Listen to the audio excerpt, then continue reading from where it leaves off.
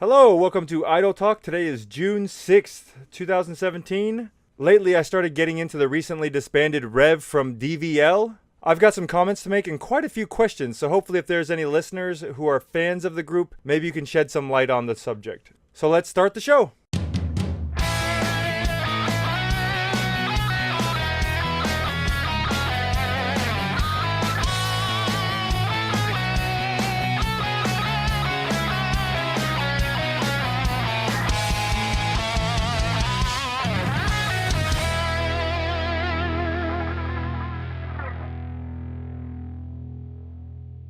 So right off the bat, I think the big question I have is, did Hashimoto Kanna ruin Rev from DVL?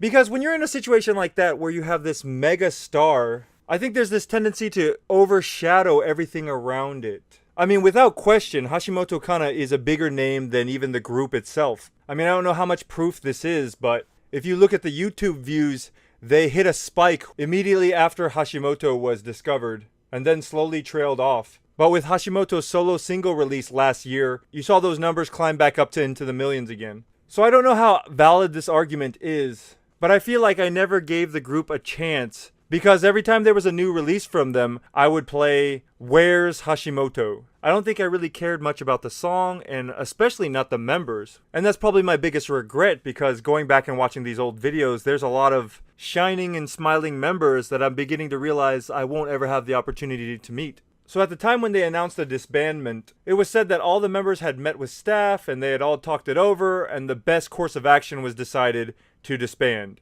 But again, I kind of wonder if Hashimoto's sudden meteoric rise had any influence in how people made their decisions. So for example, when a group is up and coming, there's this projected timeline. It should look like a nice, steady, gradual growth, and there's significant milestones that you can plot out, going down, checklisting each one off. Now, I don't know how far along the group was when the Angel Pose picture was discovered, but I do wonder if it was a little bit too soon, or maybe shoved the group into a spotlight which they weren't ready for yet. And this is not to say that talent-wise they weren't ready, because if you go back and watch their performance, it's obvious that they know what they're doing, but the question is, were they mentally ready for the public spotlight and scrutiny that came with what was an unprecedented amount of attention? I'm also kind of surprised that Hashimoto didn't eventually leave the group. Personally, I would have liked to see a Kanna-less group, but who knows, maybe she was leaving and that's part of the reason why they decided to disband. I'm sure other members did want to pursue other routes in their life, but I could also see some members feeling hopeless if they lost their main attraction. Again, there's no proof that she was leaving, it's just my own personal conjecture.